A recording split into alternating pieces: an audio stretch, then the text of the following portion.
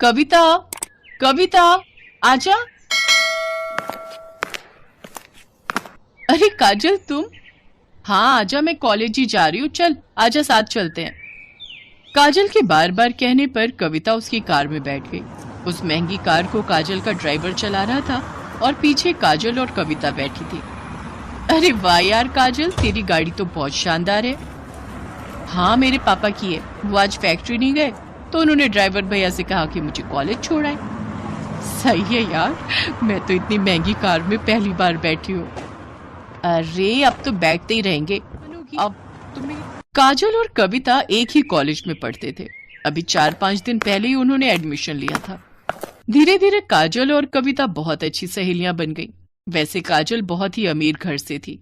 उसके पापा राजीव सिंह कई फैक्ट्रियों के मालिक थे, जबकि कविता बहुत ही साधारण घर से थी। उसके पिता एक छोटे किसान थे, मगर फिर भी उन्होंने पाई पाई जोड़कर कविता का एडमिशन शहर के सबसे अच्छे कॉलेज में कराया था।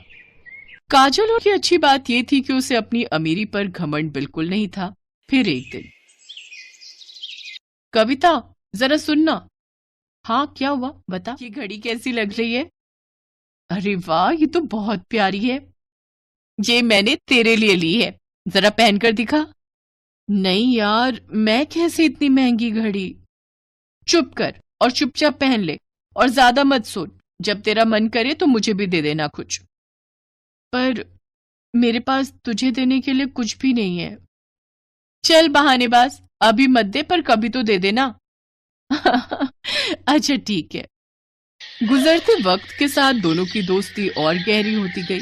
दोनों का ज्यादातर वक्त एक दूसरे के साथ ही बीतता था।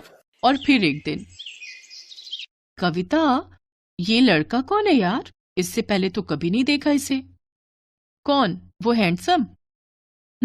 सच में बड़ा कूल दिखता है यार। उनका नाम आकाश है और वो हमारे सीनियर है पगली। तो क्या हुआ? ओए जरा कंट्रोल में। मैंने सुना है कि बड़ा ब्रह्मचारी टाइप लड़का है। कॉलेज की सारी लड़कियां उस पर फिदा हैं, पर वो किसी को घास नहीं डालता। अच्छा तो तू देख, अब इसकी तपस्या तो काजल नाम की ये अप्सरा ही भंग करेगी। हट बेशर्म कहीं की।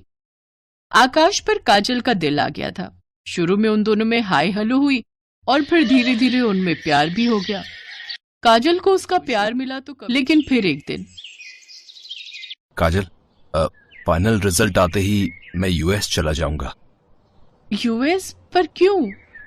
वहां मेरी प्लेसमेंट हो गई है और जिस कंपनी ने मुझे हायर किया है वो चाहती है कि मैं पहले यूएस में उनके हेडक्वार्टर में 1 साल काम करूं और सीखूं, और फिर वो मुझे इंडिया वापस भेजेंगे। पर मैं 1 साल कैसे रहूंगी तुम्हारे बिना? कहते हैं सब्र का फल मीठा होता है पगली। अरे तू कब आई? जब तुम दोनों आशिकी फरमा रहे थे। सुन, जाने दे आकाश को। वो वहां नहीं जाएंगे तो जॉब कैसे लेंगे? क्यों, मैंने सही कहा ना? बिल्कुल सही। काजल बस 1 साल दे दे मुझे, फिर मैं तुम्हारे पापा से तुम्हारा हाथ मांगने आऊंगा। ठीक 1 महीने बाद आकाश काजल से विदा लेकर विदेश चला गया। काजल उसे याद करती और हसीन सपने बुनती, लेकिन होनी को तो कुछ और। अचानक काजल ने कॉलेज आना बंद कर दिया। उसका फोन भी बंद आ रहा था। कविता को उसकी चिंता होने लगी तो एक दिन वो काजल के घर ही पहुंच गई। वहां उसका सामना काजल के पिता राजीव सिंह से हुआ। कौन हो तुम और क्या चाहिए? जी मैं वो काजल की दोस्त हूँ। उसे कुछ नोट्स देने आई थी। नोट्स? उनकी कोई जरूरत नहीं है, अब हो गई काजल की पढ़ाई। पर अभी कैसे? अभी तो लास्ट सेमेस्टर बाकी है ना अंकल। कह दिया ना तो कह दिया, चली जाओ यहां से और दोबारा कभी मत आना। कविता को कुछ समझ नहीं आ रहा था। वो उदास होकर वहां से जाने लगी, लेकिन घर के बाहर निकलते ही उसकी तरफ एक कागज की बॉल गिरी। कविता ने उस कागज को खोलकर देखा तो लिखावट काजल की थी। मुझे बचा ली कविता, प्लीज। कविता गड़बड़ जरूर है, लेकिन उस वक्त वो चुपचाप वहां से चली गई। फिर अगले दिन एक औरत घूंघट ओढ़े और हाथ में झाड़ू लिए काजल के घर में दाखिल हुई। किसी ने उसे अंदर आने से नहीं रोका। असल में घूंघट के अंदर कविता थी, जो काजल के घर में काम करने वाली बाई बनकर आई थी। घर में आते ही उसने काजल को ढूंढना शुरू कर दिया और जैसे तैसे वो काजल के कमरे तक पहुंची गई। लेकिन कमरे का नजारा देखकर कविता हैरान रह गई। काजल का मुंह और हाथ पैर बंधे हुए थे। काजल, ये सब क्या है? किसने किया ये? कविता, तू आ गई। भगवान का शुक्र है।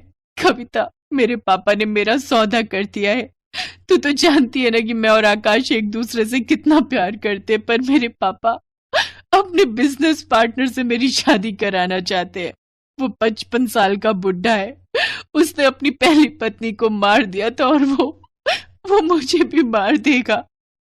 हैं? पर तेरे पापा वो ऐसा कैसे कर सकते हैं तेरे साथ?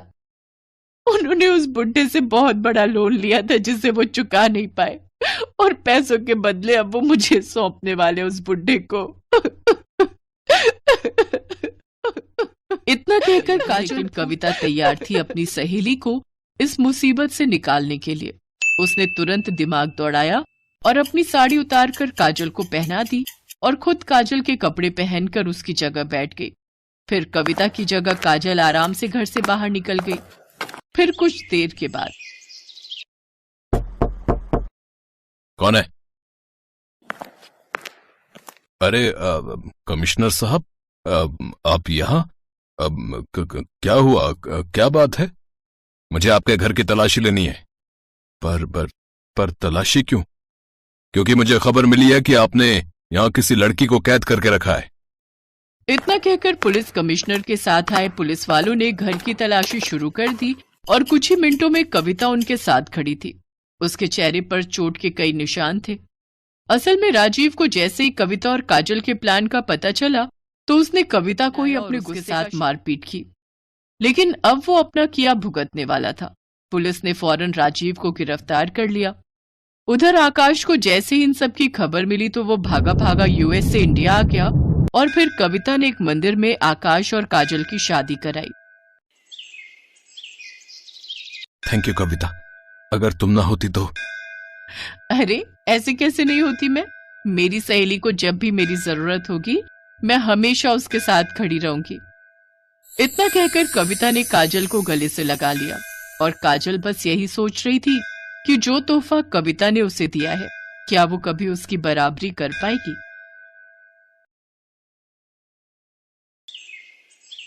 रुक जा प्रेरणा, रुक जा, बोल रही हूँ रुक जा वरना बहुत पिटेगी। क्यों मैडम, क्या हुआ? अगर हिम्मत है तो मुझे पकड़ कर दिखा। कुछ ही देर बाद रसिका ने प्रेरणा को पकड़ लिया और फिर दोनों सहेलियां खिलखिलाकर हंसने लगी। ये दोनों बड़ी पक्की सहेलियां थीं और दोनों का कॉलेज और कोर्स भी सेम ही था। इसके अलावा स्वभाव से भी दोनों एक जैसी ही थी।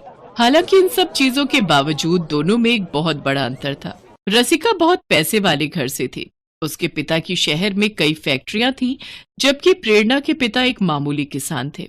पर पढ़ाई में बहुत अच्छी होने की वजह से प्रेरणा को स्कॉलरशिप मिल गई थी, जिसकी मदद से वो भी रसिका के साथ इतने बढ़िया कॉलेज में पढ़ रही थी।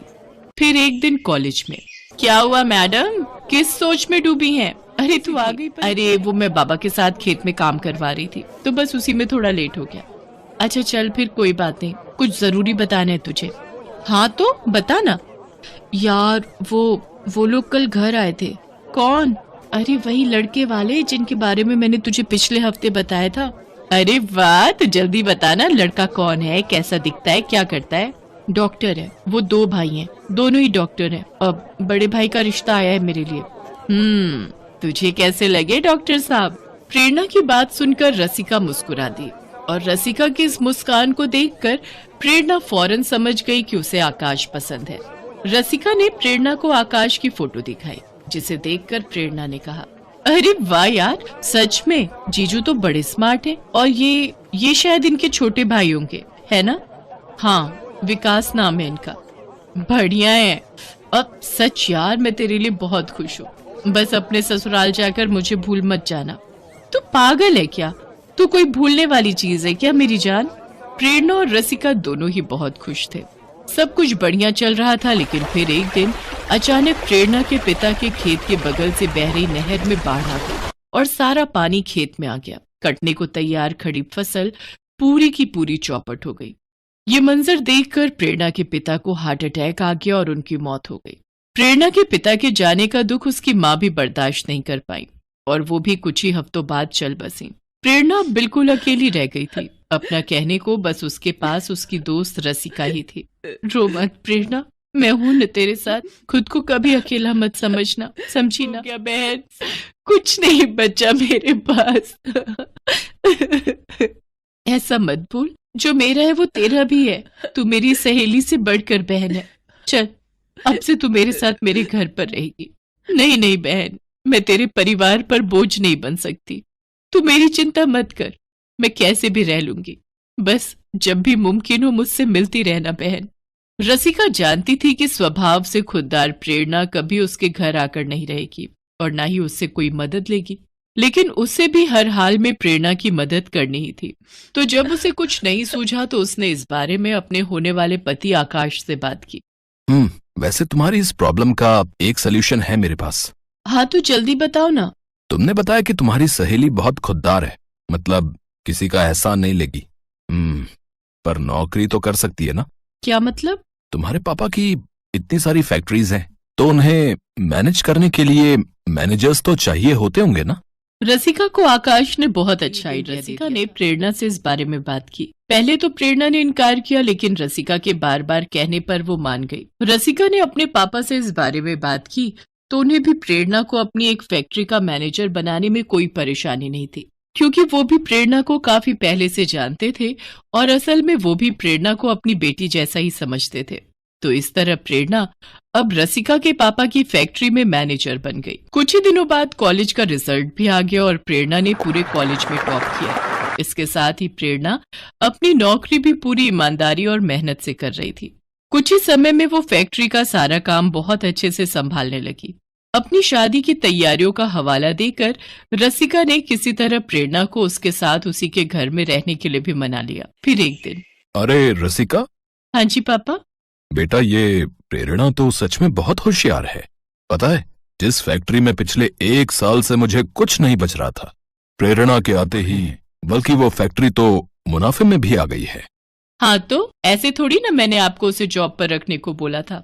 वो सच में बहुत अच्छी है। हाँ बेटा, सच में बड़ी प्यारी बच्ची है। जितनी समझदार और मेहनती है उतनी ही संस्कारी भी है। लेकिन किस्मत ने बड़ा बुरा खेल खेला है बेचारी के साथ। सच में अगर मेरा कोई बेटा होता तो मैं प्रेरणा को अपने घर की बहू बना लेता।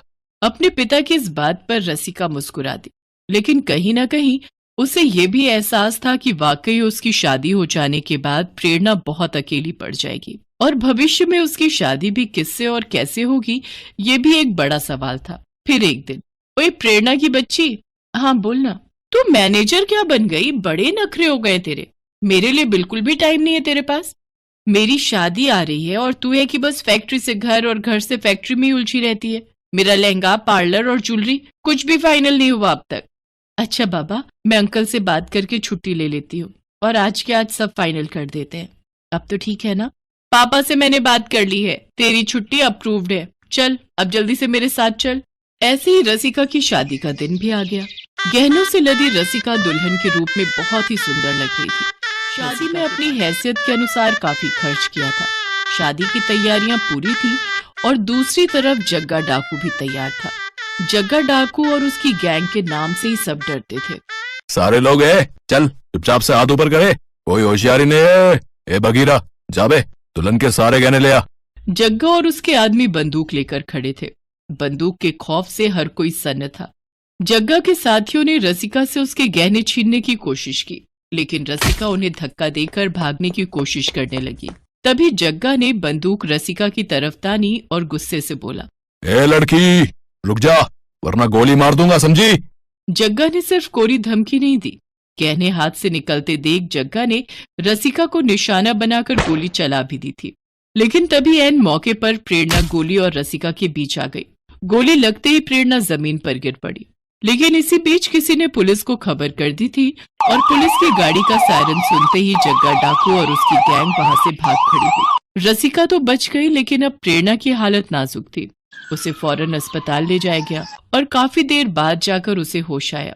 ये तूने क्या किया पगली? तू ठीक है ना रसिका? मैं तो ठीक हूँ, पर तू बीच में क्यों आई? तू मेरी बहन है रसिका, मैं तुझे कुछ कैसे होने देती। उसके बाद रसिका का पति आकाश वहां आया। कैसी हैं अब आप? कोई दिक्कत तो नहीं? जी डॉक्टर साहब, सब ठीक है। थैंक्स मेरा इलाज करने के लिए। थैंक्स बोलना है तो मुझे नहीं, इससे बोलिए, क्योंकि आपका ट्रीटमेंट मैंने नहीं, इसने किया है। इतना बोलकर आकाश ने अपने छोटे भाई विकास की तरफ इशारा कर दिया, जो वहीं पर खड़ा था और प्रेरणा को बस देखे जा रहा था।